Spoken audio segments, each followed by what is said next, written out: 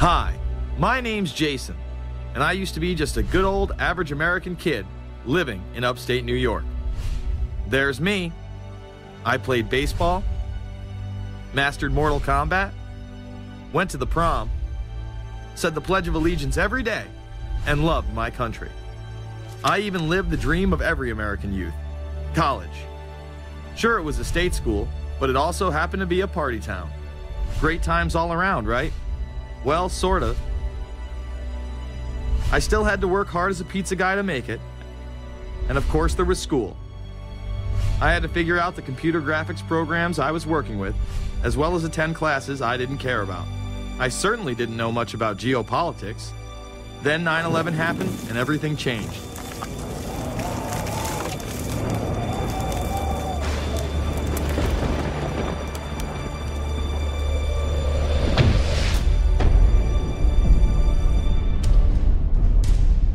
I was pissed. How dare the Muslim extremists massacre all those people? But was it all true? Prior to the invasion of Iraq, something didn't seem right. I then did a startling thing. I actually took a look at what happened that terrible September day. What I found horrified and angered me to such an extent that I took action. We were lied to, and lied to big time. Before I knew it, I went from a normal college student to the political guy at the party to one of the guys that brought you the first internet blockbuster, Loose Change. The film would not only change my life, but countless others as well.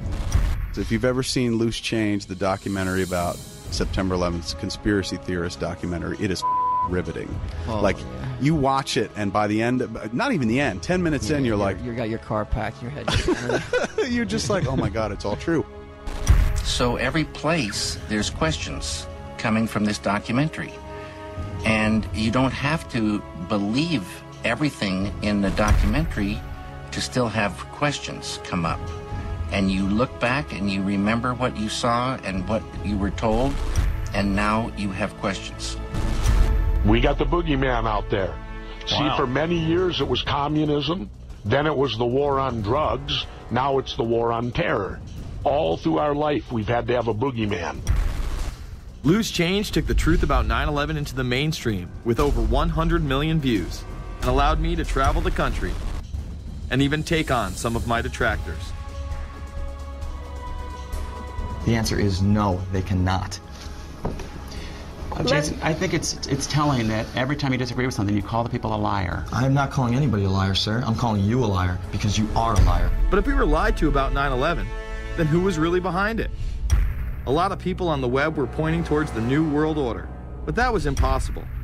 I mean, the Hulkster couldn't be involved, could he? The N.W.O.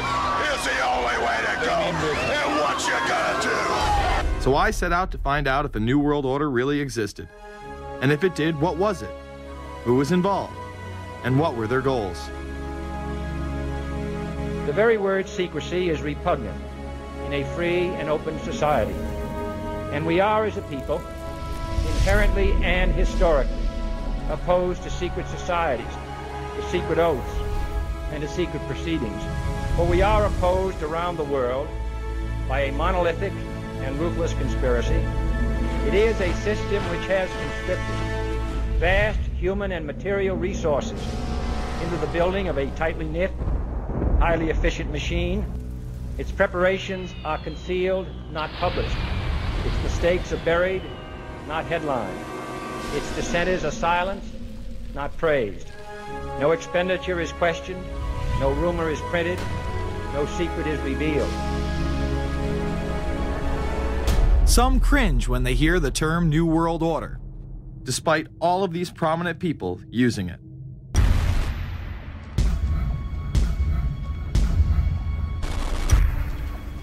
The world that maybe some people dreamt of at that conference back in Bournemouth, when it looked as if maybe history would end, that liberal democracy would triumph, that free market economics would slowly progress, and we'd have a new world order.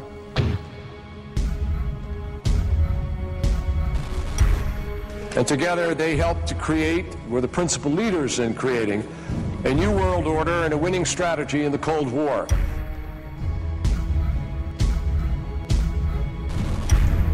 We are part of a new world order. And as the recently departed Admiral William J. Crowe once said, it's long on new and it's short on order.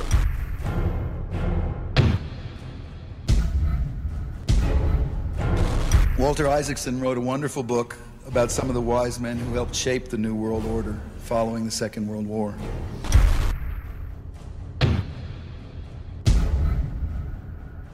As we devise a way forward in Iraq, I urge the international community to embrace its responsibility for creating that new world order. A new world order based upon collective action.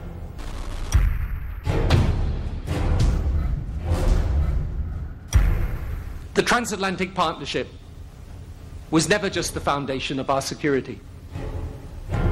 It was the foundation of our way of life. It was forged an experience of the most bitter and anguished kind. Out of it came a new Europe, a new world order, a new consensus as to how life should and could be lived.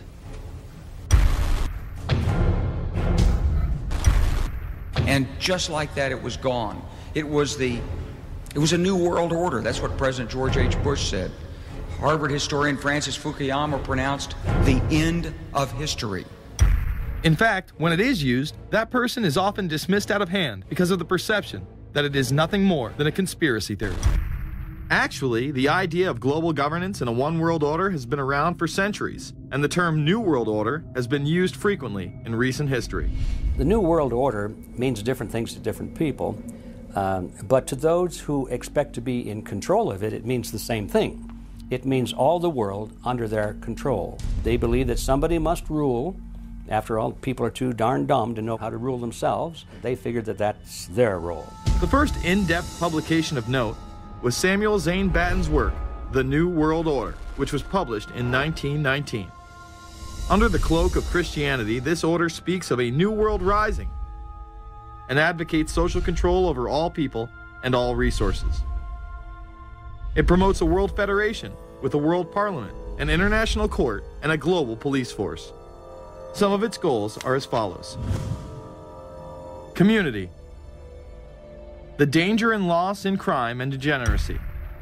The determination to make community life safe, sanitary, wholesome, and moral.